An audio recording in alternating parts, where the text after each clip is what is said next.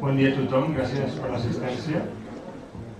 En honor dels 100 anys de l'article d'Einstein sobre la relativitat general de l'any 2015, avui el professor Narciso Román ens fa una conferència perquè ell és un expert en el tema. I per presentar el conferenciant, el professor Miguel Muñoz, que ha sigut col·laborador seu i que pertany al mateix grup de recerca des de fa molts anys, ens farà la introducció del conferenciant. Gràcies.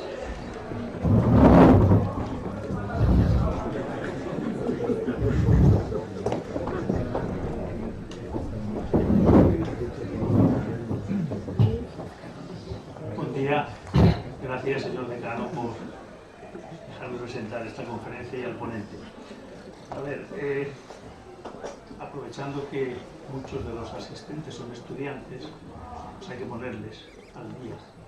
Los demás ya lo conocen, pero hay que decir que es una tradición académica que cuando un profesor da una conferencia en una universidad se le presenta. Eso habitualmente otro profesor presenta, introduce un poco el tema y presenta al conferenciante. Incluso en el caso de que el conferenciante sea mucho más conocido que el que presenta. Esa es la situación. Pero recordad que es una tradición, no es un protocolo. Como no es un protocolo, no está arreglado. Entonces es una tradición y cada cual la interpreta como quiere. Algunos tienen la tentación de dar una clase.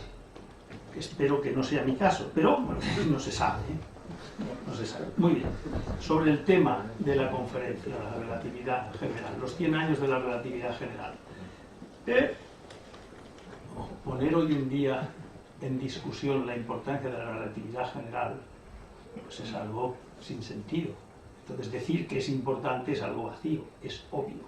Es como decir que hay que comer todos los días para tener una razonable salud. Incluso tienen que comer todos los días esos millones de personas que no pueden, pero también tendrían que comer todos los días. Eso es una obviedad. Y otras muchas cosas que son obvias. Por lo tanto, no voy a justificar que es interesante hablar de la relatividad.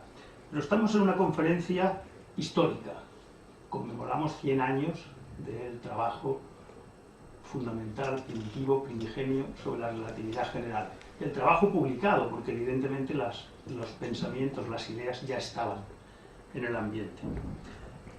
El tema es tan importante que hace ya 11 cursos académicos nuestra facultad celebró el año Einstein. En ese año Einstein se dieron muchas conferencias, se hizo un día dedicado a estudiar aspectos de la relatividad y de los otros trabajos que hizo Einstein en física, y también aspectos históricos sobre la vida de Einstein y las relaciones con los otros científicos de su tiempo. Todos esos trabajos, todas esas conferencias están recogidos en la biblioteca de la facultad. Están recogidos con ese cuidado que pone nuestro personal de bibliotecas para conservar la memoria y la historia de nuestra facultad. Yo os recomiendo que vayáis, lo miréis, leáis algunos de los apartados que son interesantes. Se hizo mucho trabajo para que aquel curso, como todos los demás, contuviera material interesante. ¿Por qué es importante hacer esas cosas? Leer cosas históricas. Todo científico debe conocer un poco la historia de su ciencia. No debe ser un historiador, pero debe conocerla. Debe conocer por qué en un cierto momento se toma una dirección, por qué en un cierto momento se pierde una ocasión de avanzar y de encontrar ideas nuevas, porque parece que colectivamente lo dejamos de lado. Es importante leerlo. Entonces, como es importante, y yo sé que el librito que hay en la biblioteca es así de gordo, contiene 6, 8 o 10 conferencias y parte de ellas están en inglés y por lo tanto pocos de vosotros vais a ir, me propuse recomendaros un libro donde pudierais leer algo corto, sencillo, estimulante. ¿Y qué hice? Pues en mi casa busqué el libro que recordaba yo que había leído y que me había sentado bien, tenía buen recuerdo de él. Este es este librito. escrito por un escritor conocido de muchos de vosotros, Isaac Asimov, uno de los padres, fundadores y desarrolladores de la ciencia ficción, momentos estelares de la ciencia. Entonces lo cogí y digo, vamos a ver, es un libro editado originalmente en Estados Unidos en el año 1959, traducido por Alianza Editorial en el año 1981. Yo lo tengo desde entonces, lo leí en su tiempo, me quedé muy contento. Contiene un capítulo de 7 páginas sobre Einstein, su vida y las cosas que trabajó. Muy interesante, 7 páginas, solo 7 páginas pequeñitas, de este tamaño. Recomendación, leerlo, el libro está en la biblioteca. Leerlo, leer esas 7 páginas, es interesante. Pero he leído el libro, lo he aprovechado, lo he sacado de la estantería y lo he leído entero.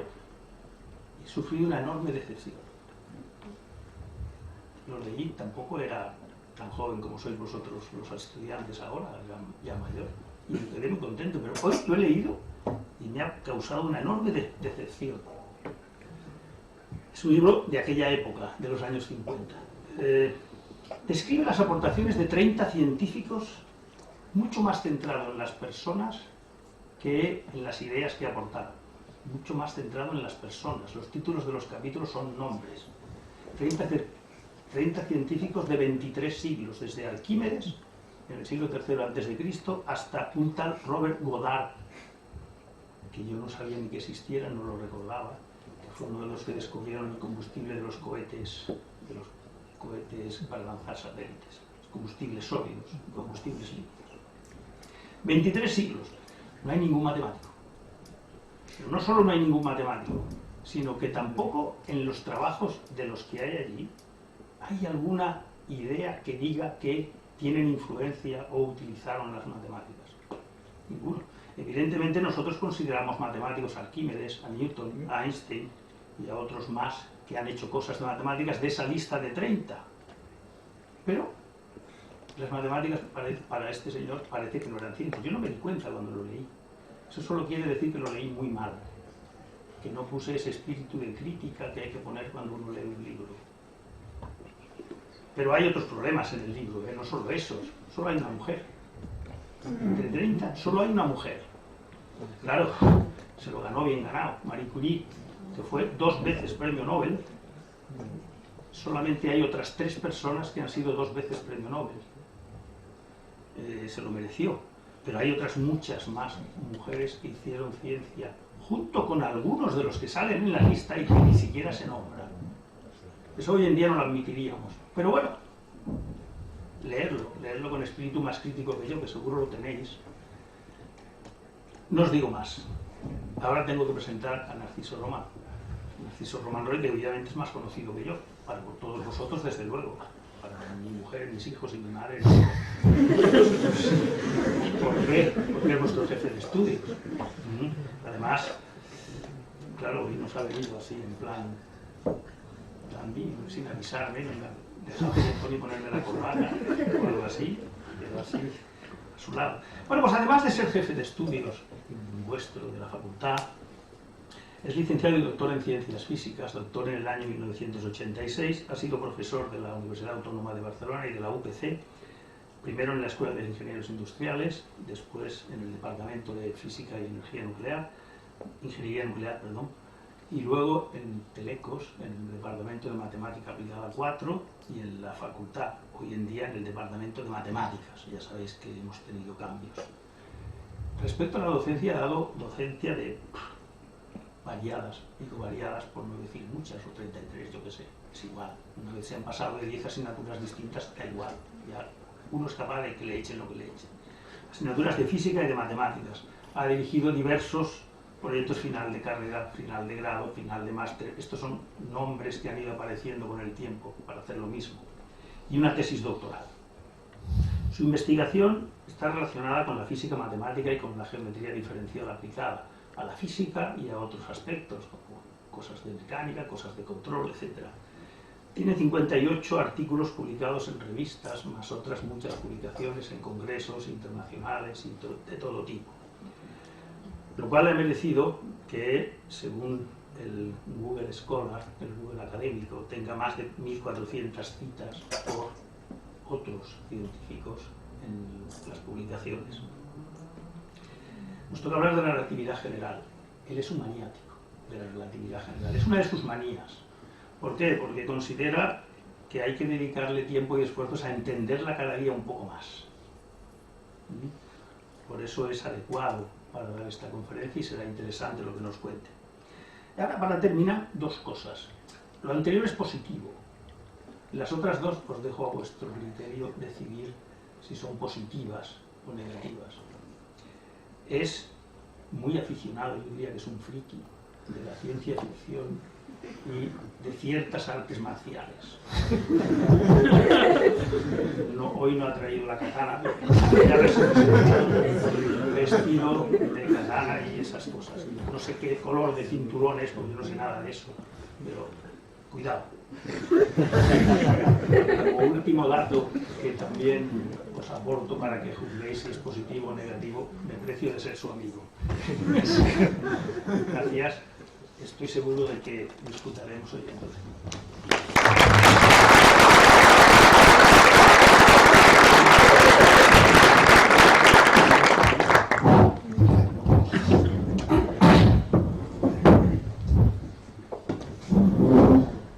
Buenos días. Buenos días a todos y muchas gracias por vuestra asistencia y gracias también, Miguel, por tus amables palabras. Bueno, el señor decano ha dicho que soy un experto en relatividad. Realmente no es así. El campo de experiencia está más relacionado, como ha dicho Miguel, con la mecánica geométrica y con las teorías clásicas de campos en general, de la cual la relatividad general es un caso especial. De todos modos, sí que he leído y entiendo algo de relatividad general porque actualmente pues estoy dando una asignatura optativa sobre el tema en el grado de ingeniería física. Bien, efectivamente, el 25 de noviembre del año 1915, Albert Einstein presentaba la forma final de las... Hola, hola. Apágalo tú. Apágalo. Creo que lo he apagado, ¿no? Sí. Hola, ¿se oye bien?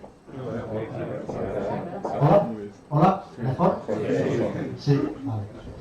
Como digo, el 25 de noviembre de 1915, Albert Einstein presentaba... Se vuelve a ver mal. No sé qué pasa, pero... El problema es que si me quito el micro no se graba. No, dale, venga. Hola, vale. Pues presentaba la forma final de las ecuaciones de campo de la gravitación en la sesión plenaria de aquel día de la Academia Prusiana de Ciencias de Berlín. Y de esta manera culminaba su investigación en la teoría de la relatividad general. Es decir, hoy hace exactamente 100 años de esta efeméride. Para mí, por supuesto, es un placer y un honor poder conmemorar el evento dando esta conferencia.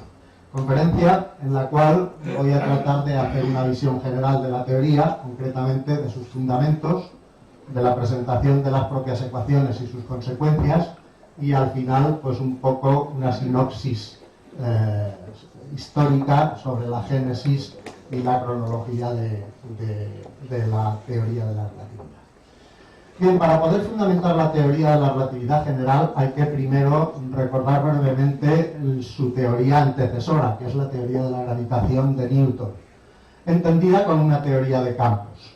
Así, el campo gravitatorio que está creado por una distribución de masa de densidad ρ está determinado por estas dos ecuaciones. Estas dos ecuaciones, si las veis, son similares a, por ejemplo, las ecuaciones de Maxwell del campo electromagnético. Y concretamente aquí tenemos una ecuación sobre la divergencia del campo gravitatorio que nos dice que las fuentes del campo pues son las distribuciones de masa, de materia.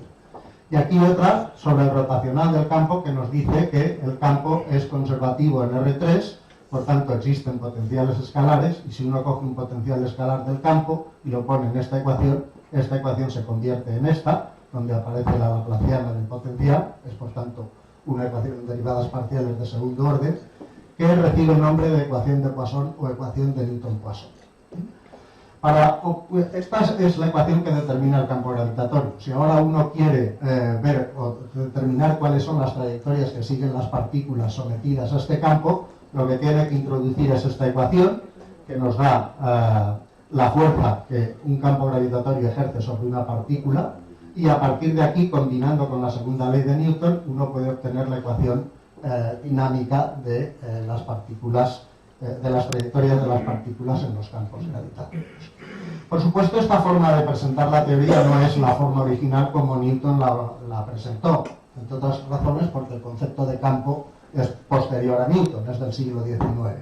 Para recuperar la forma original de las ecuaciones, lo que se ha de seguir es un procedimiento estándar que consiste en utilizar el teorema de Gauss-Ostrogradsky de la divergencia aquí, y entonces, combinando con esta ecuación, uno obtiene la ley, lo que se llama la ley de la gravitación universal, la ley de la inversa del cuadrado de la distancia, que todos conocéis pues desde vuestra más tierna infancia, ¿verdad? Es esta ley. También aquí se puede obtener rápidamente el potencial gravitatorio, y esto es lo que constituye la versión original de la teoría de Newton. Bueno, la teoría de Newton de la gravitación es compatible con la mecánica newtoniana.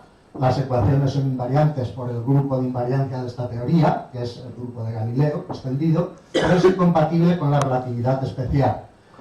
Por varias razones, las principales. Bueno, la principal, una de ellas, es que la acción gravitatoria es instantánea. Esto está en contra de una de las consecuencias de la relatividad especial, que dice que hay una velocidad límite para la transmisión de las señales y la información, que es la velocidad de la luz.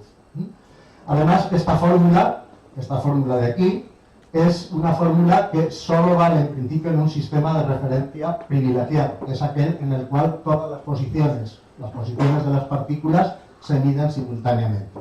Y no es invariante por el grupo de invariancia de la relatividad especial, que es el grupo de Poincaré, o el grupo de Lorentz, si se prefiere. Entre otras razones, cuando uno cambia, por ejemplo, de observador inercial, los observadores miden distancias diferentes y, por tanto, esta distancia, la distancia de separación de las partículas, cambia de un observador a otro. Aparte de esto, había algunas observaciones experimentales que ya se conocían a principios del siglo XX y que tenían que ver con la precesión anómala del perihelio de las órbitas de los planetas. En particular, se habían hecho mediciones muy precisas para el caso de la órbita de Mercurio. Y esta precesión no era explicable con la teoría de Newton. Todo esto movió a Einstein a que, una vez acabada la teoría de la relatividad especial en 1905, a partir de 1907 dedicara su atención a una nueva teoría que englobara las dos, la teoría de la relatividad especial y la teoría de la gravitación newtoniana. Albert Einstein dedicó 8 años a poner a punto esta teoría. Y vamos a ver en qué se fundamenta, cuáles son las ideas que hay detrás de ella. La idea germinal de la teoría de la relatividad general es el principio de equivalencia. El origen del principio de equivalencia está en la mecánica clásica y en la teoría de la gravitación newtoniana. Hemos visto que esta es la fórmula o la ecuación que da la fuerza generada por un campo gravitatorio. La segunda ley de Newton lo que dice es que la fuerza es proporcional a la aceleración. Aquí aparecen dos constantes de proporcionalidad, una que es la masa inercial, otra que es la masa gravitatoria, y si uno combina estas dos ecuaciones, pues puede expresar la aceleración que produce un campo gravitatorio. Esto sería, de hecho, la ecuación de las trayectorias a que me refería antes. Fijaros que aquí lo que aparece es este cociente entre la masa gravitatoria y la masa inercial. Esto se suele llamar carga gravitatoria de la partícula. Claro, si este cociente fuera una constante universal, es decir, esto fuera constante para cualquier partícula, para cualquier cuerpo, lo que sucedería es que en un campo gravitatorio dado, todas las partículas caerían con la misma aceleración, es decir, se moverían con la misma velocidad. En ese caso, esto sería una constante y uno, reescalando las unidades, esto quiere decir, reajustando el valor, por ejemplo, de la constante gravitatoria universal que aparece en la ley de la gravitación universal, podría conseguir que esta constante fuera igual a 1. Es decir, que la masa inercial y la masa gravitatoria fueran iguales. Bien, ya Galileo hizo experimentos para ver si esto era verdad, es decir, que todos los cuerpos en un campo gravitatorio, en este caso el terrestre, caen con la misma aceleración. Son los famosos experimentos de caída de objetos desde la Torre de Pisa. Más recientemente, a principios del siglo XX, Eötvös mejoró la precisión de estos experimentos y posteriormente se han hecho otros. Todos ellos tienen el mismo resultado, y es que al parecer efectivamente la masa gravitatoria y la masa inercial son iguales. Bueno, pues esto es lo que constituye, elevado a la categoría de conjetura, es lo que constituye lo que hoy en día se denomina principio de equivalencia débil o de Galileo, que dice esto mismo: la masa inercial y la masa gravitatoria son iguales y como consecuencia en un campo gravitatorio todas las partículas experimentan la misma aceleración independientemente de cuál sea su masa. Reflexionando sobre este principio, lo primero que Einstein se dio cuenta es que cuando un observador o un laboratorio está en caída libre en un campo gravitatorio, debido a que todas las partículas se comportan igual, él puede hacer experimentos sobre mecánica y obtendrá los mismos resultados que obtendría un observador de los que llamamos inerciales, es decir, un observador que esté en reposo. Por tanto, un observador en caída libre describe la mecánica igual que un observador inercial. Y esto es la equivalencia para la mecánica de los sistemas en caída libre con los sistemas inerciales. Estos observadores o sistemas en caída libre los llamó Einstein observadores o sistemas localmente inerciales. Y el paso crucial lo dio Einstein cuando extendió esta equivalencia no solo a las leyes de la mecánica, sino a todas las leyes de la física. Es decir, a la mecánica y al electromagnetismo. Es decir, las leyes que están recogidas en la propia teoría de la relatividad especial. Esto, elevado también a la categoría del postulado, es lo que hoy en día se llama principio de equivalencia de Einstein. El principio de equivalencia de Einstein dice que en regiones suficientemente pequeñas del espacio-tiempo, un sistema en caída libre, este señor que está aquí en caída libre, en un campo gravitatorio aislado y sin rotación, el sistema, es físicamente indistinguible de un sistema inercial, es decir, un sistema no acelerado, que aquí está representado pues, por este otro señor pues, que está en medio del espacio, allí quieto. ¿Vale? Bueno, hay un enunciado alternativo equivalente de este principio que consiste en hacer la siguiente reflexión. Si este señor está en caída libre y queremos frenarlo para hacer patente el campo gravitatorio, lo único que hay que hacer es ejercer una fuerza sobre él que frene su caída y dejarlo en reposo. Esto es lo que está haciendo de hecho el suelo bajo nuestros pies. Claro, de forma equivalente, si esa fuerza se aplica sobre este señor que estaba en reposo, lo que le va a producir es una aceleración. Bueno, pues este es el enunciado alternativo del principio de equivalencia, que dice que en regiones suficientemente pequeñas del espacio-tiempo, un campo gravitatorio G es físicamente indistinguible de un sistema acelerado. Por consiguiente, no hay diferencia física observable entre los efectos locales de la gravitación y de la aceleración. Esto es el señor que está en el campo gravitatorio, hace experimentos, por ejemplo, de caída de objetos, y este señor que está acelerado, pues también hace experimentos, por ejemplo, de caída de objetos. Y los dos obtienen resultados equivalentes, los mismos resultados, es lo que dice este principio. Bueno, consecuencias que tiene este principio. Lo primero que hay que reseñar de él es el aspecto local que tiene, la localidad espacio-temporal. Esto es debido a que realmente los campos gravitatorios no son uniformes. De manera que si uno lo que tiene es un sistema lo suficientemente extenso en el espacio que esté en caída libre, como este, al no ser el campo uniforme, el vector fuerza que hay en cada punto pues es diferente de un punto a otro. Y por ejemplo, si en este sistema que, insisto, está en caída libre hacia un centro de gravitación que está aquí, uno pone, por ejemplo, una partícula aquí y otra partícula aquí, ¿qué es lo que va a ver un observador que esté cayendo? Lo que va a ver es que estas partículas tienden a acercarse. Si las pone aquí o aquí, como la intensidad del campo gravitatorio es diferente entre estos dos puntos, pues estas dos partículas tienden a alejarse. Esto si la región es lo suficientemente extensa. Si es pequeña, pero dejamos pasar suficiente tiempo, pues estos fenómenos se van a observar de la misma manera. Bueno, estos fenómenos son lo que se llaman efectos o fuerzas de marea, porque son realmente los que originan las mareas en los mares terrestres.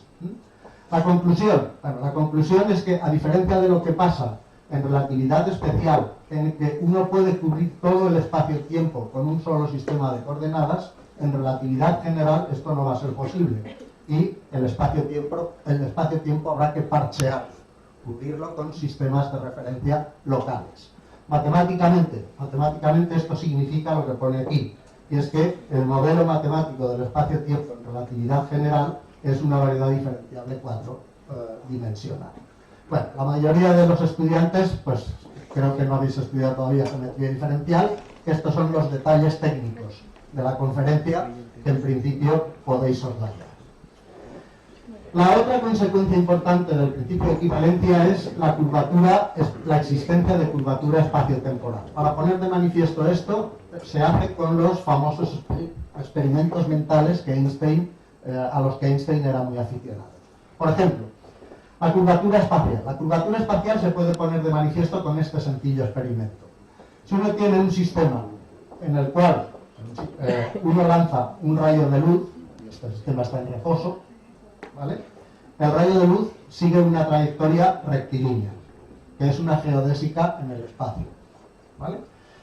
Si en otro sistema que se mueva con velocidad constante respecto a este, es decir, en lo que en relatividad se llama un sistema inercial, la trayectoria también sigue siendo rectilínea. Pero en un sistema que esté acelerado con respecto al primero, un observador que esté aquí lo que ve es que, por efecto de la aceleración, la trayectoria de la luz se curvaría. ¿Qué significa esto? Pues que en sistemas acelerados las trayectorias de la luz, que en principio son geodésicas de R3, no son líneas rectas, sino que son curvas. Por el principio de equivalencia, esto que pasa en un sistema acelerado ha de pasar también en el seno de un campo gravitatorio. Y como consecuencia lo que tenemos es que en un campo gravitatorio, la presencia de un campo gravitatorio curva los rayos de luz. Y como los rayos de luz siguen trayectorias geodésicas, esto lo que quiere decir es que en un campo gravitatorio la geometría del espacio no es plana, es curva, hay curvatura espacial. Bueno, este fenómeno de retorcimiento, de doblarse o de curvatura de los rayos de luz es lo que se llama en física el fenómeno de la deflexión de la luz, de los rayos de luz. La curvatura temporal, para ponerla de manifiesto, requiere de un experimento un poco más sofisticado que consiste en un sistema acelerado, como este de aquí, emitir ondas luminosas. Por ejemplo, desde una fuente aquí a un receptor aquí. Se emiten ondas luminosas con una cierta frecuencia desde aquí, que tardan un cierto tiempo en llegar al receptor. En ese tiempo, por efecto de la aceleración, la velocidad se ha incrementado, y cuando uno quiere medir la frecuencia recibida aquí y compararla con la que hay aquí, encuentra que ha cambiado. Ha cambiado a causa del efecto Doppler, el efecto Doppler-Fizeau para la luz. Si uno hace los cálculos con la fórmula del efecto Doppler-Fizeau para la luz, la fórmula clásica, pues encuentra que la frecuencia, al ir desde este punto a este, es decir, los rayos, las ondas luminosas se emiten en el sentido de la propia aceleración, la frecuencia ha disminuido. Y por tanto, ha habido un corrimiento hacia el rojo. Si las ondas luminosas se emiten desde aquí hasta aquí, entonces el fenómeno es el contrario, la frecuencia aumenta y lo que se tiene es corrimiento hacia el violeta.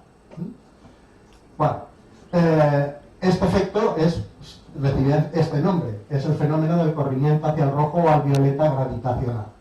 Otra vez, por el principio de equivalencia, esto que pasa en un sistema acelerado es lo que pasaría en un campo gravitatorio, y tendríamos que, cuando la luz se mueve desde zonas donde el campo gravitatorio es más intenso a zonas donde es menos intenso, la frecuencia disminuye, y si es al revés, aumenta.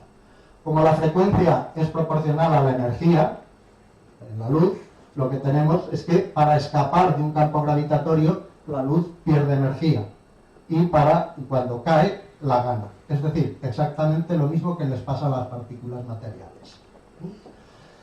Bien. Utilizando este resultado y haciendo unas mediciones en las que no voy a entrar en detalle, se puede demostrar o concluir que una consecuencia de esto es que el tiempo cambia también cuando uno se mueve dentro de un campo gravitatorio. Va más lento en las zonas donde el campo gravitatorio es más intenso y va más rápido en las zonas donde es menos intenso. Para los que hayáis visto, por ejemplo, la película Interestelar, pues recordaréis algunas escenas donde esto se pone de manifiesto. Tampoco voy a entrar en más detalles. Conclusiones de todo esto, pues aquí se recogen. La luz primero es sensible a los campos gravitatorios, cosa que en la teoría newtoniana no pasaba. La curvatura espacio-temporal está asociada a la existencia de un campo gravitatorio y es equivalente, por tanto, también, de acuerdo con el principio de equivalencia, a la existencia de aceleración. De modo que tenemos una equivalencia entre campos gravitatorios, equivalencia local, con sistemas acelerados y con la curvatura del espacio-tiempo. La existencia de curvatura lo que significa es que la métrica del espacio-tiempo no es plana, no es la métrica de Minkowski.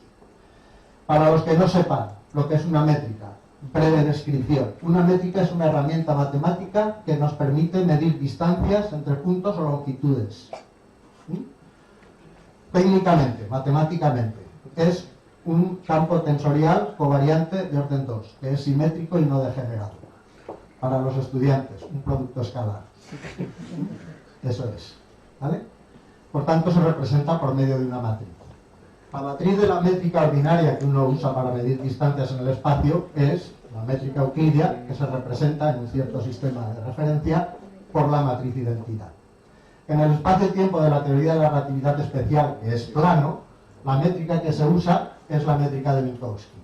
La métrica de Minkowski es una métrica que en un cierto sistema de referencia de coordenadas se representa por la matriz diagonal que tiene un menos 1 en el primer lugar y unos y 3 unos en el siguiente. ¿Esto qué son? Estos son los valores propios de la matriz. Bueno, la asignatura de una métrica es el número de valores propios positivos y negativos que tiene. La métrica de Minkowski tiene asignatura 1,3. Bueno, pues lo que estoy diciendo aquí es que en relatividad general la métrica que hay que usar no es esta. No es una métrica constante, no es una métrica plana, es otra. ¿Vale? Eso sí, tiene la misma asignatura. Esto es lo que en el lenguaje técnico de la geometría diferencial se llama una métrica de Lorentz de asignatura 1,3. Finalmente, ¿cuál es el origen de esta curvatura? Pues como el hecho de que haya curvatura es equivalente al hecho de que haya un campo gravitatorio local, el origen de la curvatura es el origen del campo gravitatorio. Esto es la materia. Y claro, como estamos en una teoría relativista, sabemos que materia y energía no son entidades separadas, distintas, sino que son la misma cosa. Luego, el origen de la curvatura va a ser la materia y la energía indistintamente. Bueno, todo esto me permite escribir lo que serían los postulados básicos de la relatividad general. Un postulado cero, que es decir esto que he dicho hace un momento, de que la estructura del espacio-tiempo es una variedad lorentziana de dimensión 4. El principio de relatividad general dice que los sistemas localmente inerciales, estos que están en caída libre, son equivalentes. Es decir, en ellos son válidas todas las leyes de la física recogidas en la relatividad especial. Aquí está implícito el principio de equivalencia, realmente. El principio general de covariancia establece que las ecuaciones de campo de la gravitación, las ecuaciones de la relatividad general, son ecuaciones tensoriales. Esto significa que son invariantes por cambios de coordenadas y válidos para cualquier observador, en cualquier sistema de referencia. Y finalmente el principio de correspondencia. El principio de correspondencia dice que las teorías previas, la relatividad especial y la teoría de Newton de la gravitación, tienen que ser casos particulares de esta nueva teoría. Bueno, pues lo que queda ahora por hacer es simplemente decir cuáles son las ecuaciones de la relatividad general. Y la estructura que han de tener esas ecuaciones, pues es esta de aquí, porque han de generalizar la ecuación de Poisson de la gravitación newtoniana. Aquí lo que tengo que escribir es algo que dé cuenta de la distribución de materia-energía. Y aquí lo que pondré es algo que dé cuenta de la geometría. Y lo que estoy diciendo cuando establezca esta ecuación es que las distribuciones de materia-energía configuran la geometría del espacio-tiempo. pues vamos a ver cómo son estas ecuaciones. Y vamos a ver qué es lo que hay que poner en cada uno de los miembros de las ecuaciones. Empecemos por el miembro de la derecha. En el miembro de la derecha lo que hay es un campo tensorial, un tensor que se llama el tensor de esfuerzo, energía, momento. El tensor de esfuerzo, energía, momento, ¿cómo se puede visualizar? ¿De dónde sale? Bueno, hemos dicho que en relatividad, en la ecuación de Poisson, lo que había en el miembro de la derecha era la densidad de masa. Aquí, como hemos dicho que masa y energía son equivalentes, pues hablaremos en general de la densidad de energía. Pero por otra parte, en relatividad especial se sabe que la energía no es una magnitud aislada, sino que forma parte de otra más compleja. Forma parte de un vector en el espacio-tiempo, que se llama el vector de cuadrimomento. El vector de cuadrimomento, que es este, tiene como componentes. La primera es la energía, que se divide por la velocidad de la luz por cuestiones de homogeneidad dimensional, y las otras tres son las tres componentes de la cantidad de movimiento o momento lineal del sistema. Como lo que tengo que hablar es de densidades de energía, pues lo que haré es coger este vector cuadrimomento y dividir cada uno de sus componentes por el volumen para obtener las densidades de energía, aquí dividido por C, y las densidades de momento de cada una de las componentes. Bueno, entonces utilizando las fórmulas que me dicen cómo se transforman densidades escalares en relatividad, el resultado que se obtiene es que a partir de este cuadrimomento, de este vector de densidad de cuadrimomento, uno puede generar un campo tensorial 2 contravariante que representaré también por medio de una matriz, y que para un sistema de partículas sus componentes tienen la interpretación que hay aquí recogida. Aquí, fijaros, aparece la densidad de energía. Aquí aparecen, este tensor es simétrico, aquí aparecen las densidades de momentos multiplicadas por C, esto es para dar coherencia dimensional a todos los elementos de esta matriz. Aquí aparece lo mismo, porque digo este tensor es simétrico, y todas estas componentes son las componentes de un tensor bien conocido en física. Es el tensor de esfuerzos de la teoría de medios continuos, de la teoría de fluidos. Esto sería la interpretación de lo que es el tensor de esfuerzo, energía, momentos para un sistema de partículas. Bueno, en la siguiente transparencia os he puesto, esta presentación estará a vuestra disposición en internet. Entonces, aquí lo que tenéis es algunos ejemplos de los tensores de esfuerzo, energía, momento que se utilizan de manera más habitual en los problemas de relatividad, que corresponden a un fluido perfecto en reposo, lo que se llama materia en polvo, que tenga densidad de energía propia, de energía dada por esta ρ sub 0, y que tenga, en el cual haya interacción entre las partículas, es decir, presión, en este caso isótropa, o no la haya. Y el mismo tensor cuando esto está medido por un observador que se mueve con una cierta velocidad. Entonces tenemos que las componentes se obtendrían de esta manera. También hay que señalar que estos tensores de los que acabo de hablar serían tensores para sistemas de partículas materiales. Pero he dicho que la energía también es una fuente de energía. Por tanto, las fuentes energéticas puras también tienen su propio tensor de energía esfuerzo. Esfuerzo, energía, momento. En concreto, una fuente de un campo electromagnético, como el campo electromagnético tiene energía, pues también tendrá un tensor de esfuerzo, energía, momento asociado. Pues aquí tenéis su expresión. Esta F sería el tensor del campo electromagnético. Bueno, estos son tecnicismos para pues, quien quiera conocer un poco más en profundidad todas estas cosas. Eso es lo que hay en el miembro de la derecha de las ecuaciones. Vamos a ver el miembro de la izquierda. En el miembro de la izquierda tiene que haber un tensor, también por coherencia, de orden 2, simétrico, que recoja la información sobre la curvatura de la variedad del espacio-tiempo. ¿Hay algún tensor de esas características? Sí, en geometría diferencial hay un tensor donde se recoge esta información, que es el tensor de curvatura de Riemann. Pero el tensor de curvatura de Riemann es un tensor de orden 4. Para conseguir un tensor de orden 2 hay que hacer diversas operaciones de contracción tensorial, en las que no voy a entrar en detalle, y haciendo estas operaciones, uno, a partir del tensor de curvatura de Riemann, construye un tensor de orden 2 que se llama el tensor de Ricci. Es esto que hay aquí. Y con el tensor de Ricci, contrayendo con la métrica y calculando su traza, se obtiene otra magnitud que se denomina curvatura escalar de Riemann. Y con esa curvatura escalar, esto es una función, cuando se multiplica por el tensor métrico, se obtiene otro tensor de orden 2. Pues haciendo esta combinación entre estos dos tensores, uno obtiene un nuevo tensor. Este es el tensor que hay que poner en el miembro izquierdo de las ecuaciones. Y se llama el tensor de Einstein.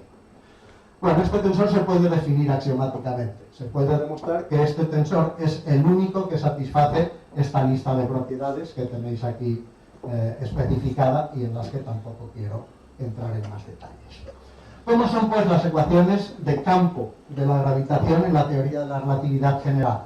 Pues lo que hemos dicho, por un lado, la geometría recogida en el tensor de Einstein es igual o es proporcional a la distribución de materia-energía recogida en el tensor de esfuerzo-energía-momento. La constante de proporcionalidad se llama constante de acoplamiento y su valor fue determinado por el propio Einstein. Es este de aquí. Bueno, el tensor de Einstein, pues su expresión es la que acabamos de decir. Hay una forma equivalente de dar estas ecuaciones, que de hecho es como las dio Einstein, que es esta de aquí. Pasar de aquí a acá, de nuevo se hace haciendo contracciones tensoriales con el tensor métrico y unos ciertos cálculos técnicos. No es difícil, pero tampoco hay que entrar en detalle en esta conferencia.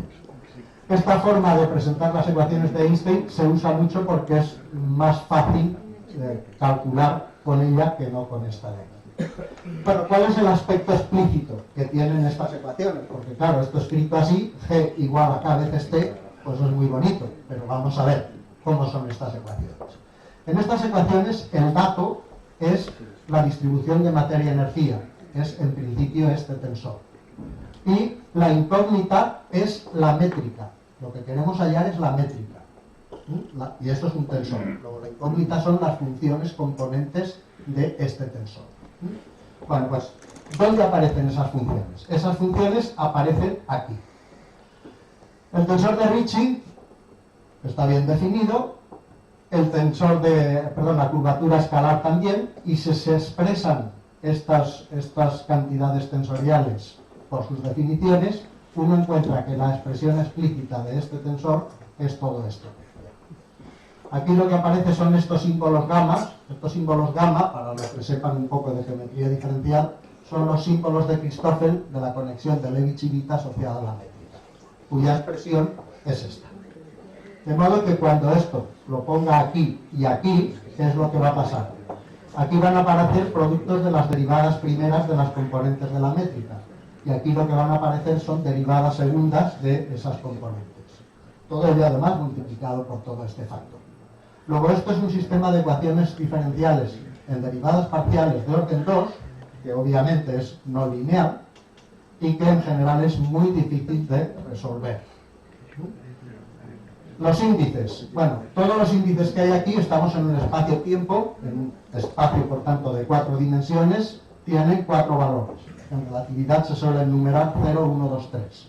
Si uno hace las cuentas, este sistema de ecuaciones da 10 ecuaciones independientes. Las incógnitas son también 10, las 10 componentes de la métrica. ¿Vale? Por tanto, de entrada tiene 10 ecuaciones con 10 incógnitas. Lo que ocurre, esto se me ha olvidado comentarlo, es que el tensor de esfuerzo-energía-momento tiene esta propiedad. Y es que cuando uno hace la derivada covariante de sus componentes y suma, aquí se está utilizando la notación de índice del convenio de suma de Einstein, que dice que cuando haya un índice repetido arriba y abajo, se está sumando para todos los valores de este índice. Bueno, esto es una propiedad que tiene el tensor de esfuerzo-energía-momento y es una propiedad que también tiene, por tanto, el tensor, aquí pone R, debería poner aquí, el tensor de Einstein. ¿Vale? Entonces, si uno tiene en cuenta esta propiedad, esos son 4 ecuaciones, resulta que el número de ecuaciones independientes son 6.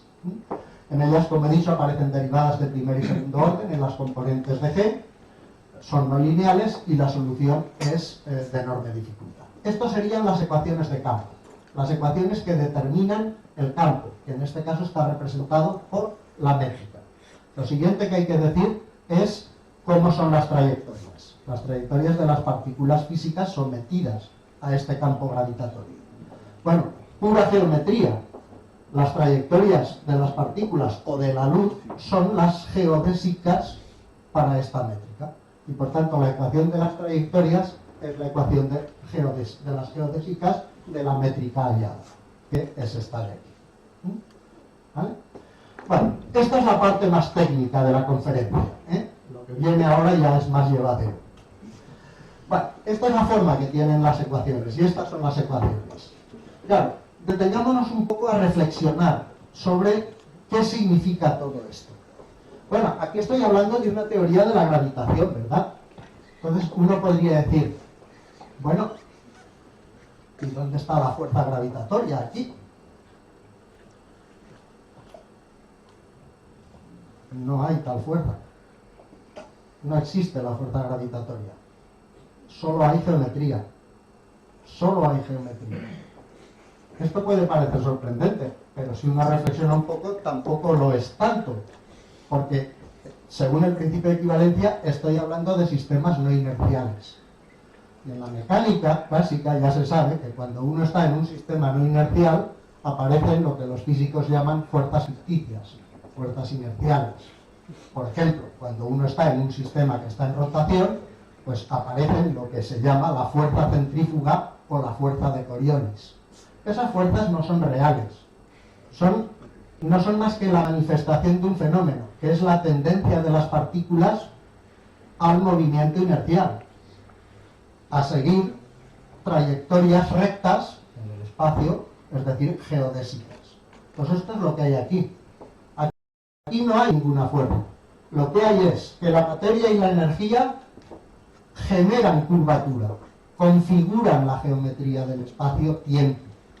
¿Vale? Y entonces, esa geometría es la que dice cómo son las trayectorias de las partículas o de la energía en sí cuando se mueve en ese espacio-tiempo. ¿Vale? La fuerza gravitatoria es una ficción realmente. Bueno, esto es lo que, por ejemplo, se ve en estos típicos dibujos. Estos son dibujos que están por todas partes y que hacen una representación bidimensional del espacio. El espacio, que sería plano, ¿vale? Pues en virtud de lo que acabamos de decir, se curva cuando se ponen distribuciones de masa por el medio. Y las geodésicas, que serían rectas, pues pasan a ser líneas curvas. Es lo que pasa, por ejemplo, aquí. Entonces, ¿qué es lo que ve un señor, un observador, que esté, por ejemplo, en este foco de gravitación, en este planeta? Él ve una partícula que se aproxima, movimiento inercial. Esa partícula, según la ecuación que hemos dicho, sigue una geodésica del espacio, ¿vale? Una de estas curvas. Y cuando esa partícula llega, por efecto de la presencia de la masa, el espacio se curva. La geodésica también, y la trayectoria que ve este observador es una partícula que venía por aquí, de pronto se curva, ¿y qué interpreta? Pues que hay una fuerza que nace de aquí, que obliga a la partícula a separarse del movimiento rectilíneo. No existe esa fuerza, solo existe la geometría. Lo que pasa es que la geodésica ya no es una recta. Eso es lo que está sucediendo. Y este es, yo diría, el quid de la cuestión. La belleza de la teoría de la relatividad general es esto, que sustituye el concepto de fuerza gravitatoria por geometría pura. Pura y dura, si queréis, pero es así. Bueno, en este contexto, los fenómenos de los que he hablado antes, como por ejemplo los efectos y las fuerzas de marea, no son más que la manifestación de otro resultado geométrico. Y es que, por efecto de la curvatura, las geodésicas tienden a acercarse o a separarse, pues dependiendo de la geometría del espacio. Eso es lo que pasa, por ejemplo, pues si uno considera una esfera. En una esfera, las geodésicas son circunferencias de radio máximo. Lo que llamaríamos en el globo terráqueo los meridianos, por ejemplo. Bueno, pues si uno tiene dos meridianos y se desplaza a lo largo de los meridianos hacia los polos, esos meridianos tienden a confluir, mientras que si se desplaza hacia el ecuador, tienden a separarse.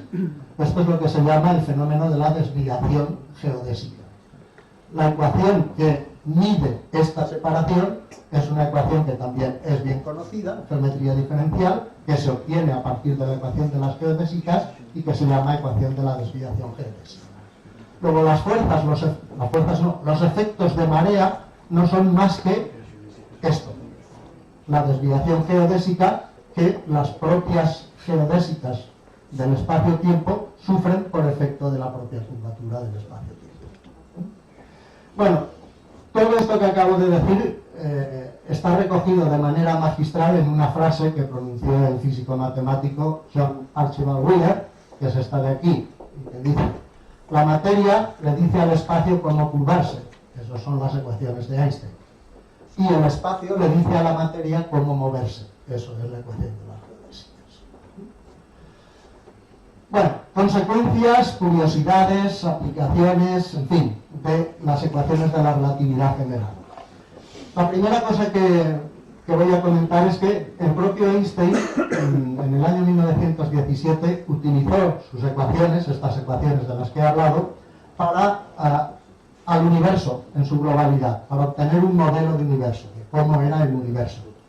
Y obtuvo una solución que representaba un universo homogéneo, isótropo, pero que no era estable, colapsaba inevitablemente.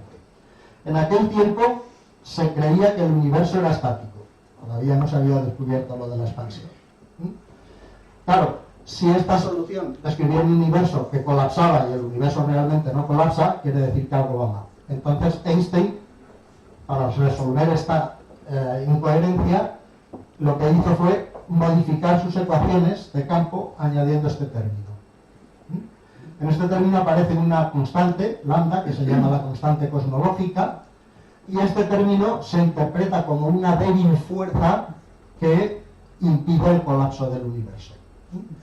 Este término solo tiene que tenerse en cuenta cuando se considera toda la materia y energía del universo. Cuando se consideran problemas locales, se puede despreciar. Y entonces lo que se trabaja es con la ecuación original. Y esto es como quedó la cosa en ese año.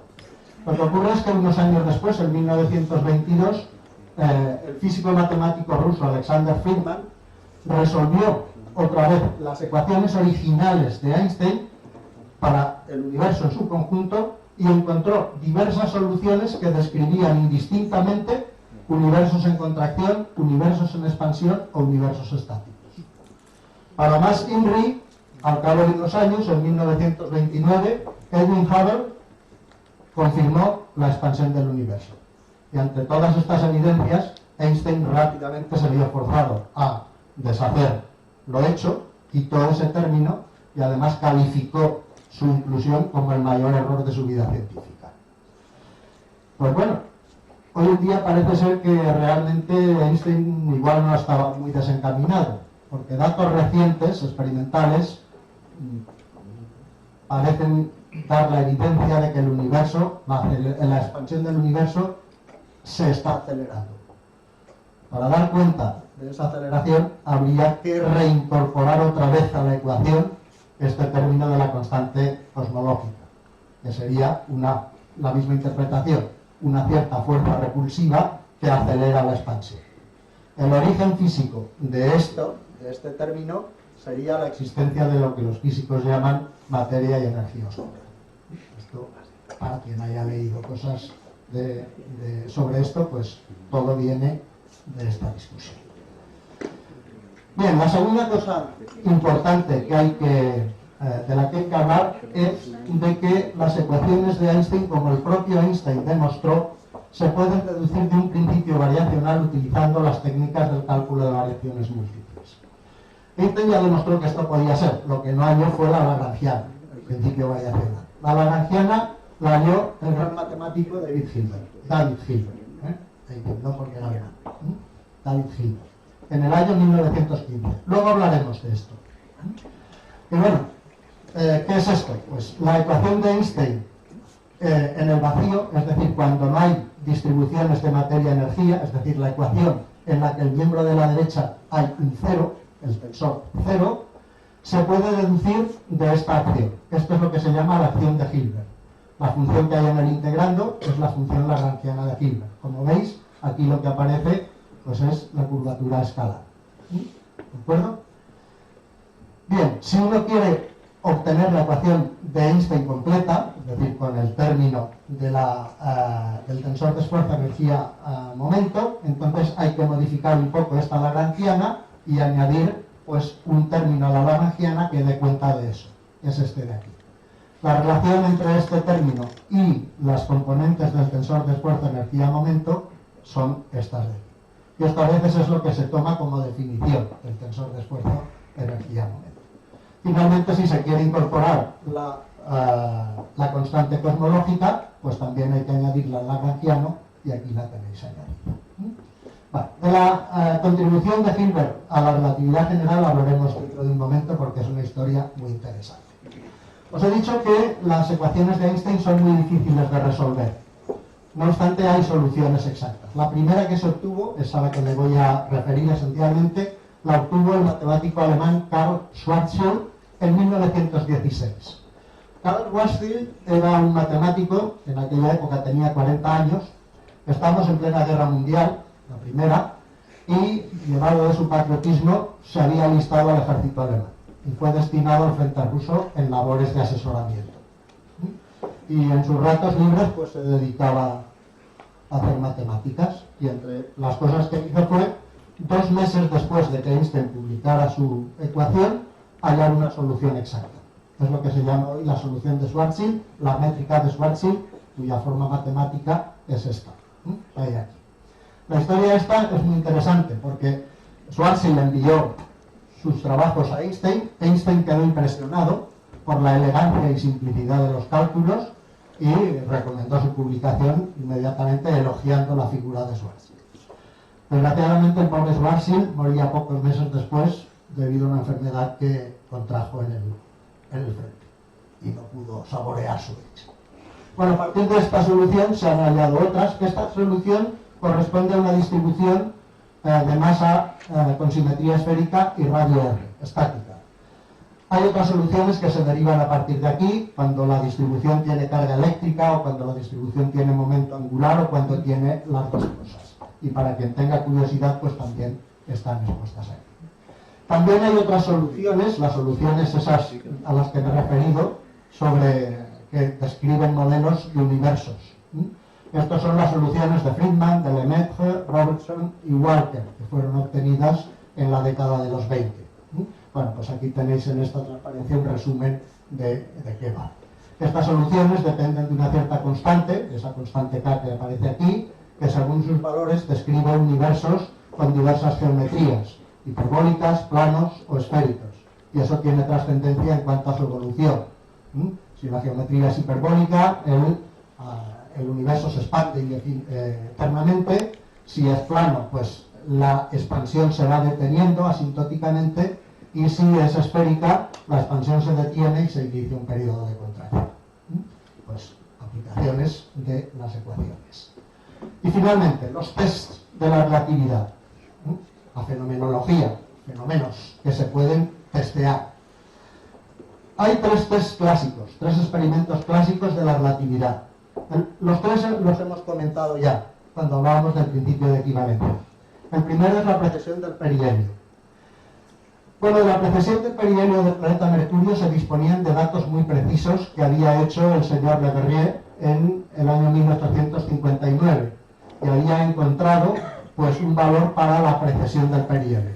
La precesión del perihelio lo que quiere decir es que las órbitas de los planetas son elipses, pero no son elipses que estén fijas, sino que por efectos relativistas, hoy lo sabemos, el semieje mayor se va moviendo, va precesionando.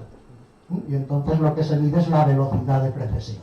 Pues lo que había encontrado este señor era este valor experimental para esa precesión. ¿Vale? Einstein fue el primero que utilizó sus propias ecuaciones. De hecho, utilizó una versión todavía no definitiva de las ecuaciones para tratar de explicarlo. Y con esa versión de las ecuaciones de la que enseguida hablaré, y ya fue capaz de encontrar un valor que era concordante con los datos experimentales. El segundo de los fenómenos, el segundo de los test, es el test sobre la deflexión de los rayos de luz. Y este fue, de hecho, el test definitivo, el experimento que confirmó la validez de la teoría. La deflexión de los rayos de luz. Bueno, esto se aprecia al pasar la luz por las inmediaciones de un cuerpo masivo. Y para que sea apreciable, pues tiene que ser un cuerpo de gran masa, una estrella. Por ejemplo, el Sol. Voy a tratar de explicaros el experimento.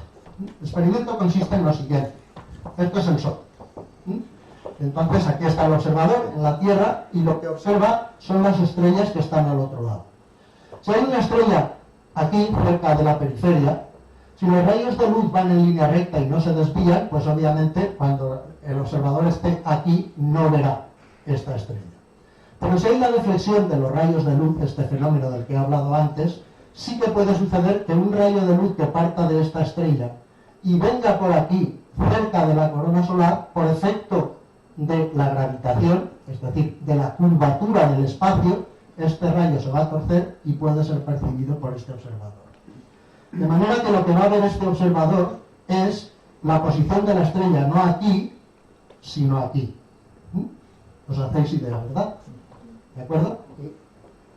Digo, va a ver. Bueno, va a ver si es capaz de apagar el Sol, porque el brillo del Sol no deja ver nada. ¿Y se puede apagar el Sol? Sí, con un eclipse total. El propio Einstein sugirió este experimento. De manera que si esta medida, esta observación se hace cuando hay un eclipse total de Sol, uno puede medir, hacer fotografías de las posiciones de esta estrella y 6 meses antes o 6 meses después, cuando la Tierra esté aquí, hacer las medidas de la posición de esa misma estrella. Comparando las dos medidas, puede medir este ángulo de separación, el ángulo de deflexión. ¿Vale? Esta es la descripción del experimento. Y este experimento se hizo. Lo hizo Sir Arthur Eddington en 1919. Hizo una expedición, me parece que fue a África, donde iba a haber un eclipse total de Sol, y efectivamente hizo estas mediciones, hizo los cálculos y se vio que efectivamente los cálculos concordaban con las predicciones de la teoría. Y esto fue la confirmación definitiva de la relatividad general. Una pequeña anécdota.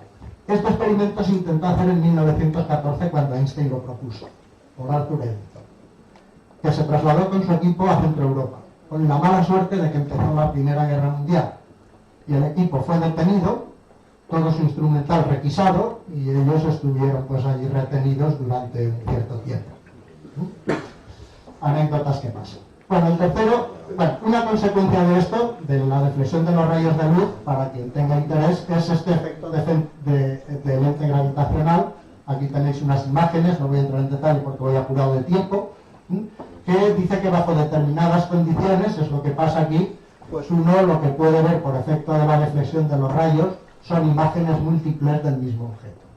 Aquí tenéis unas fotos obtenidas por O'Hare, donde hay presuntas lentes gravitacionales, y esto de aquí no es más que un montaje fotográfico que es como se vería la luz distorsionada de una galaxia que estuviera detrás de un objeto supermasivo como un agujero negro.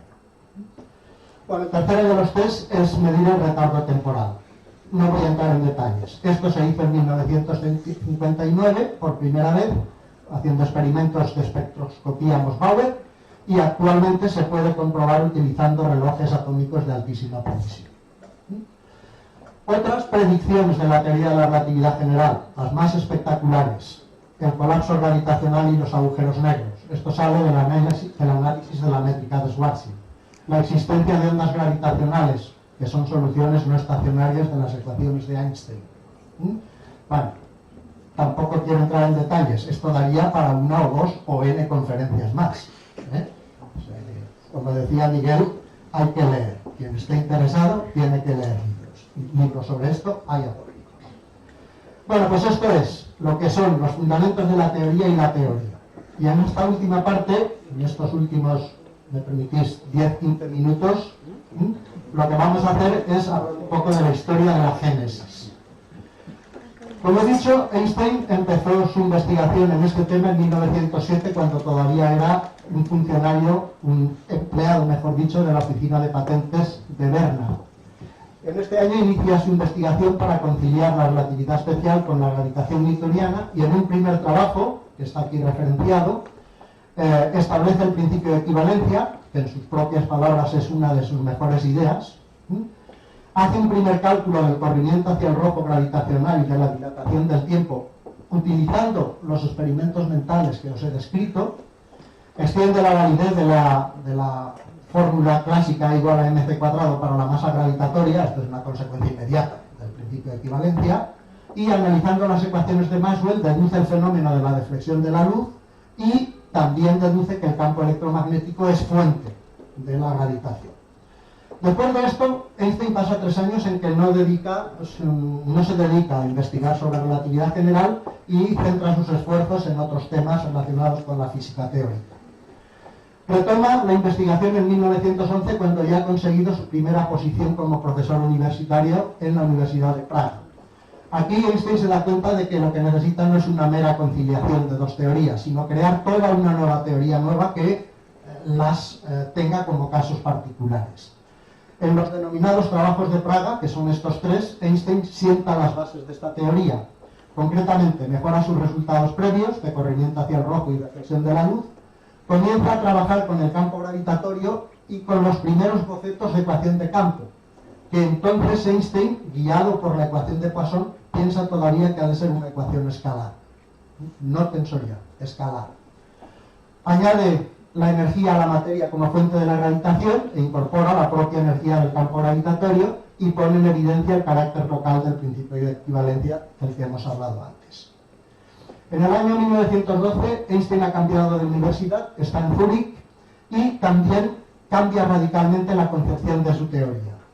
Asume que la ecuación de campo no puede ser escalar sino tensorial, con campos tensoriales de segundo orden. Se da cuenta del papel esencial que tiene la geometría y concluye que esta ha de ser no euclídea. Asocia las fuerzas de marea con la curvatura e identifica los componentes de la métrica como los campos dinámicos que describen la gravitación. También se da cuenta de otra cosa, y es que no sabe las suficientes matemáticas para enfrentarse a esto. Y entonces recaba la ayuda de un amigo suyo, un íntimo amigo suyo, el matemático Marcel Grossmann. Le explica su problema. Marcel Grossmann, que era un matemático que se dedicaba a la geometría euclídea, consulta fuentes bibliográficas y le dice a Einstein que las matemáticas que necesita están ya hechas. Son los trabajos de Gauss, Riemann, Levi-Civita, Ricci y Christoffel, los que se habían hecho en el siglo anterior. Y entonces inician una colaboración los dos. Bueno, en general se tiende a minusvalorar el papel que Grossmann tiene en la teoría. No así Einstein, ya que en uno de sus libros que escribió posteriormente se encuentra esta cita. Dice: doy aquí las gracias a mi amigo el matemático Grossmann, quien con su ayuda no solamente me economizó el estudio de la literatura matemática relevante, sino que también me apoyó en la búsqueda de las ecuaciones del campo de la gravitación. Reconocimiento. Bueno. Fruto de la colaboración con Grossmann son 2 trabajos. El esencial es el primero, este. El otro es una serie de reflexiones sobre los resultados de este. En este trabajo, Grossmann hace una detallada y lúcida exposición de todas las herramientas y técnicas matemáticas. Hace la parte matemática. Einstein introduce el tensor de esfuerzo-energía-momentos para la materia en ausencia de presión y conjetura sus leyes de conservación. Establecen la forma de las ecuaciones. G igual a KT. De la cual, de estas ecuaciones, se ha de obtener como caso particular la ecuación de Poisson de la gravitación newtoniana. Y asumen el principio de covariancia general, pero enseguida lo abandonan, porque por una serie de razonamientos matemáticos y físicos erróneos, descartan el que hubiera sido el candidato natural a poner en el miembro izquierdo de la ecuación, que es el tensor de Ricci. Y entonces, a partir de sus componentes, generan otras magnitudes y escriben unas ecuaciones que solo son invariantes por transformaciones lineales y por tanto no satisfacen la covariancia general. No obstante, como consecuencia de estas ecuaciones ya derivan la deflexión de los rayos de luz de la teoría y la precesión del perihelio. Lo que ocurre es que los cálculos que se obtienen son incorrectos por un factor 1,5. Y así queda la cosa. El año 1914 es un poco de transición. Einstein hace un trabajo de tipo académico con un estudiante de doctorado, que se había doctorado ya de Lorentz, que es este Fokker. Es un trabajo académico donde, como ejercicio, pues postulan esta ecuación escalar, donde aparece la curvatura escalar. Esta es la única gracia que tiene el trabajo, que por primera vez aparece la curvatura escalar dentro o formando parte de una ecuación de campo gravitatorio.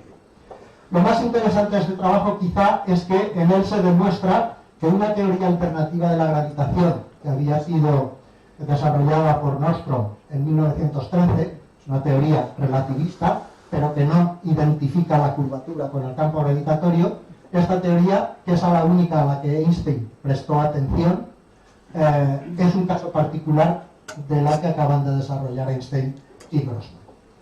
Aparte de esto, en este año Einstein da una disertación sobre relatividad general, que está recogida aquí, en la cual introduce por primera vez la ecuación geodésica del movimiento, demostrando que tiene el límite newtoniano correcto, y también demuestra lo que he dicho antes, que existe una lagrangiana de la cual se puede derivar las ecuaciones que han obtenido.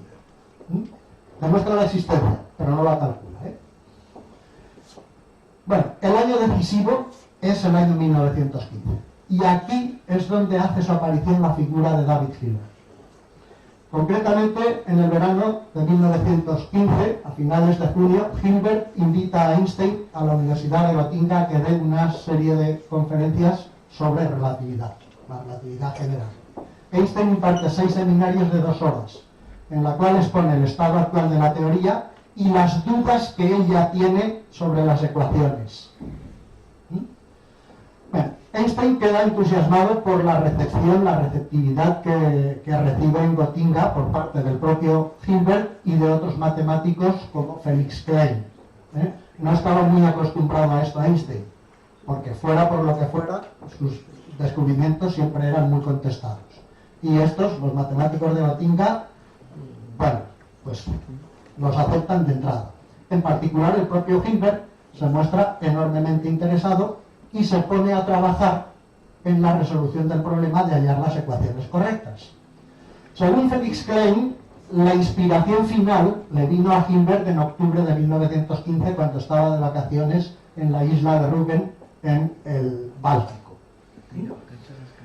El mes de noviembre es el mes clave de la teoría. En este mes Einstein hace 4 presentaciones en las sesiones plenarias semanales de la Academia Prusiana de Ciencias en Berlín. Y simultáneamente inicia una frenética correspondencia con Hilbert, en la que cada uno le va diciendo al otro sus avances en la investigación.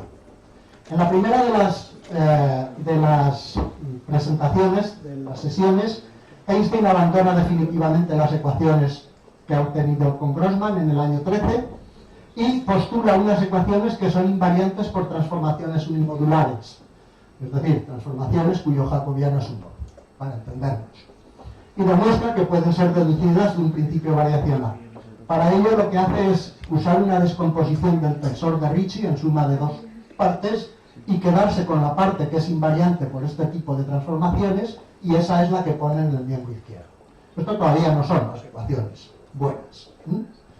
Esto está recogido en las memorias de la Academia Prusiana en esta referencia.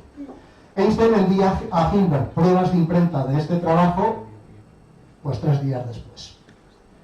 En la presentación de la semana siguiente, el 11 de noviembre, Einstein introduce ya el tensor de Ricci en el miembro izquierdo, pero incomprensiblemente sigue manteniendo la hipótesis de unimodularidad y además introduce una hipótesis adicional de tipo técnico para facilitar los cálculos. Realmente estas 2 hipótesis son innecesarias, y si no estuvieran, esto ya casi serían las ecuaciones finales de la gravitación. Falta el término de la curvatura escalar. Bueno, esto está recogido aquí.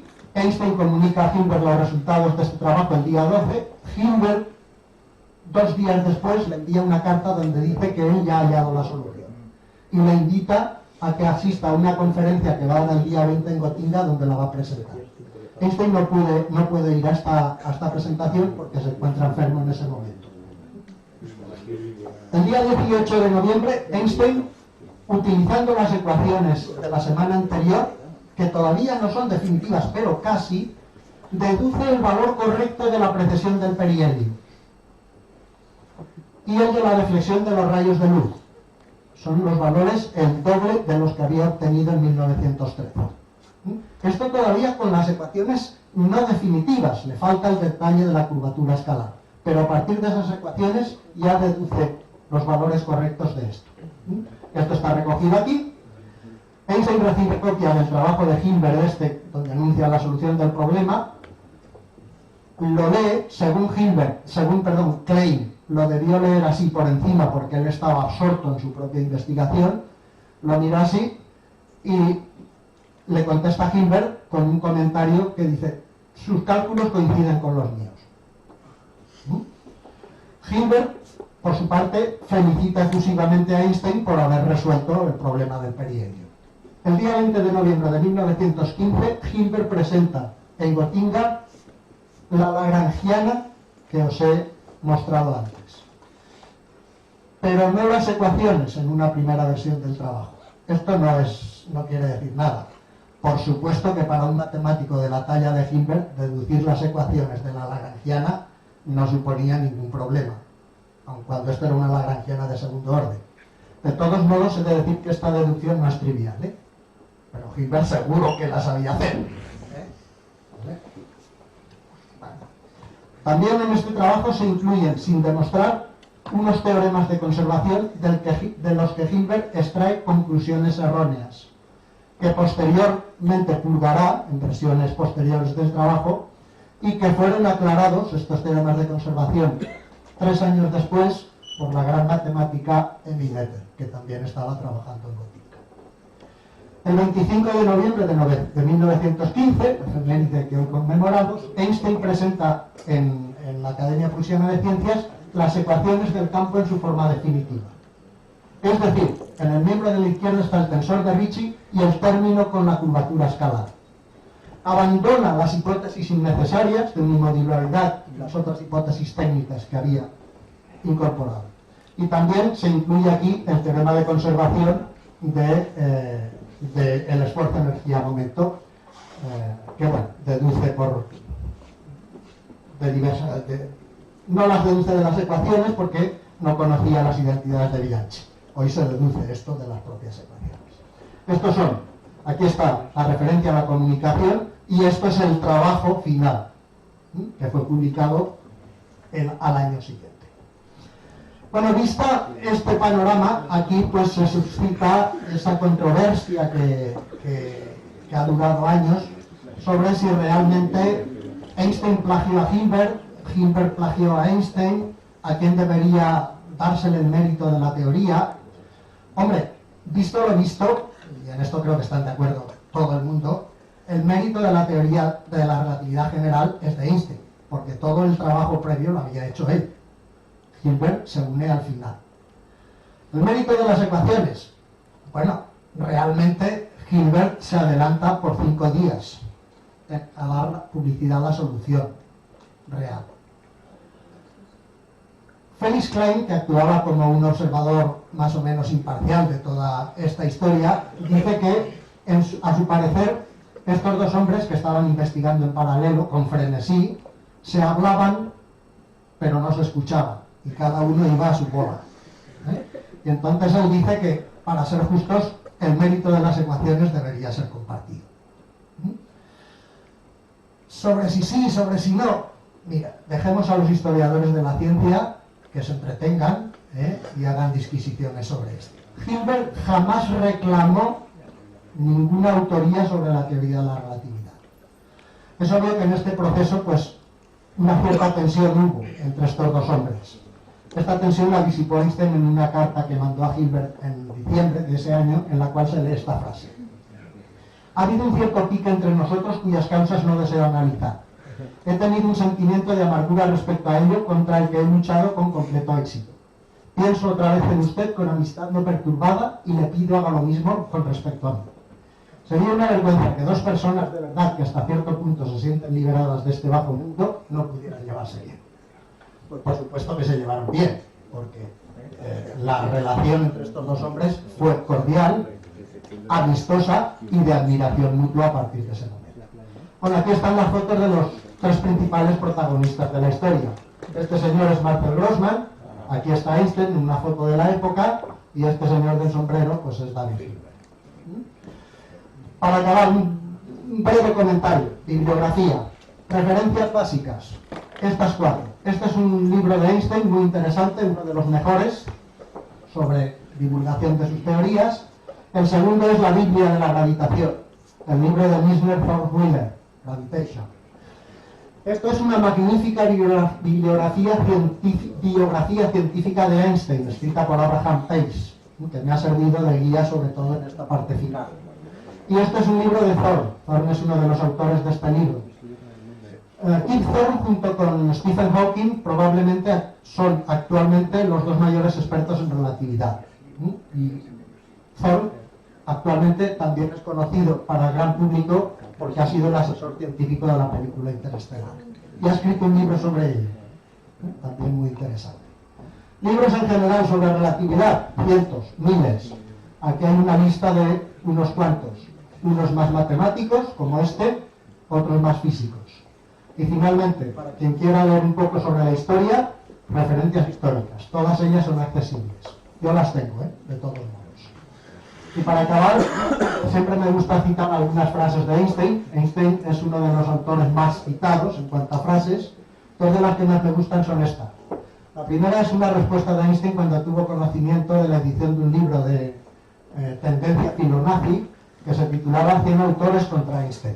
El comentario que él hizo fue: si yo estuviera equivocado con uno, sería suficiente. Y el segundo es de donde toma el título este libro de Pace. El señor es sutil, pero no artero. Un colega le preguntó qué quería decir con esto, y añadió: la naturaleza esconde sus secretos porque es sublime, no por astucia. Y bueno, esto es todo lo que os quería contar. Espero haberos ilustrado sobre esta magnífica teoría y de nuevo agradeceros vuestra presencia y vuestra atención. Muchas gracias.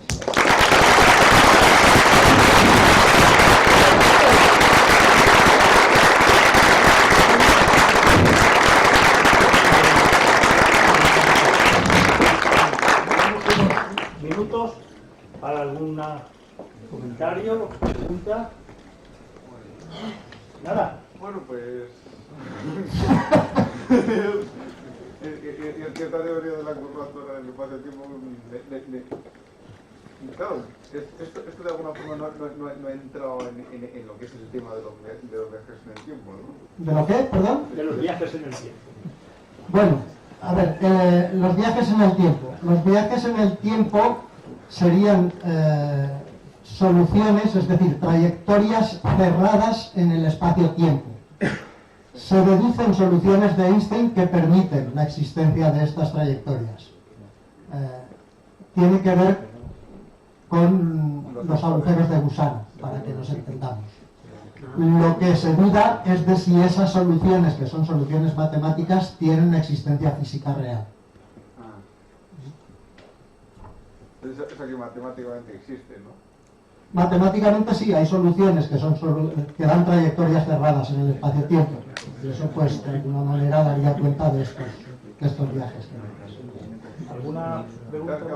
Pero sería también ver las construcciones que te impone la física, ¿no? Bueno, podemos hablar más del tema, Es un tema de amplio debate. Una pregunta más. Yo sí que quiero hacer un comentario. Algún comentario que ha hecho a lo largo de eso. Se ha visto que las ideas matemáticas, no las ideas de la relatividad, las ideas geométricas que se estaban desarrollando en matemáticas, en geometría diferencial, eran paralelas. Y a veces no se sabe muy bien, no está muy claro cuál era antes que otra. Einstein, en general, escribía todo en forma de coordenadas. Pero muchos de los resultados que utilizaba se conocían más o menos en cálculos, pero no se tenían en forma, digamos, correctamente escrita como la entenderíamos hoy, o fueron exactamente a la vez. ha nombrado en algún momento la conexión de Levi-Civita. La conexión de Levi-Civita es del año 15. No es a la vez que Einstein, que no la debía conocer en esos términos, ni Grossman tampoco, porque no estaba. El tensor de Ricci, creo recordar que es de 1905. Ricci era un estudiante de Levi-Civita, el estudiante hizo el doctorado con Levi-Civita. Una de las cosas graciosas o significativas es que sobre la geometría de la teoría de relatividad cayeron los matemáticos rápidamente y hay toda una escuela de geometría de Lorentz. No así sobre otras teorías físicas que fueron en cierta manera dejadas de lado por los matemáticos. Hay un artículo de un matemático americano que no recuerdo el nombre, que se llama Lost Opportunities. Si lo ponéis en el Google, os sale. Oportunidades perdidas. Es un matemático que dice cuántas veces a lo largo de la historia un descubrimiento físico, en particular unas ecuaciones en concreto, los matemáticos, en vez de decir vamos a por ellas, desarrollemos esas ecuaciones, la teoría necesaria para entenderlas, para buscar sus soluciones, han abandonado. Un ejemplo que pone clásico son las ecuaciones de Maxwell. Las ecuaciones de Maxwell deberían, según él, haber provocado que toda una generación de matemáticos se pusiera a estudiar ecuaciones en derivadas parciales. No lo hizo. Solo 50 años después caen sobre las ecuaciones en derivadas parciales por otras ecuaciones. Entonces, por eso es necesario conocer algo de historia. La geometría de Lorentz, por alguna razón incomprensible, en Barcelona, que hay una escuela de geometría diferencial ya antigua y que ha desarrollado muchas cosas, nunca ha habido grupos dedicados a geometría de Lorentz, pero en otros sitios los hay. En Valencia hay un grupo muy grande, en Granada hay otro grupo, en Sevilla hay otro grupo, y aquí no nos ha gustado la geometría de Lorentz, pero es una geometría a estudiar, sobre la cual hay montones de libros y de resultados. Nuestro actual rector hizo la tesis sobre geometría de Lorentz, aunque después se ha dedicado a otras cosas que no tienen que ver, que no son cosas de control y cosas así. Pero bueno, nada más. ¿Algún comentario más o quieres decir algo? Sí, se me olvidó contar una anécdota de cuando Einstein visitó Gotinga. Pues explicó sus cosas, sus problemas con las matemáticas. Hilbert hizo un comentario que decía: cualquier estudiante de Gotinga sabe más geometría diferencial que Einstein. Claro, esto puede parecer una crítica brutal contra Einstein, pero no lo era, porque falta la segunda parte de la cita. Dice, a pesar de eso, el que ha hecho la teoría ha sido Einstein, no los matemáticos. Bueno, gracias otra vez. ¿Qué te decía? ¿Cómo es que aquí no se estudia la curvatura? No, sí que se estudia, pero no hay una escuela de geometría de Lorentz. Gracias otra vez.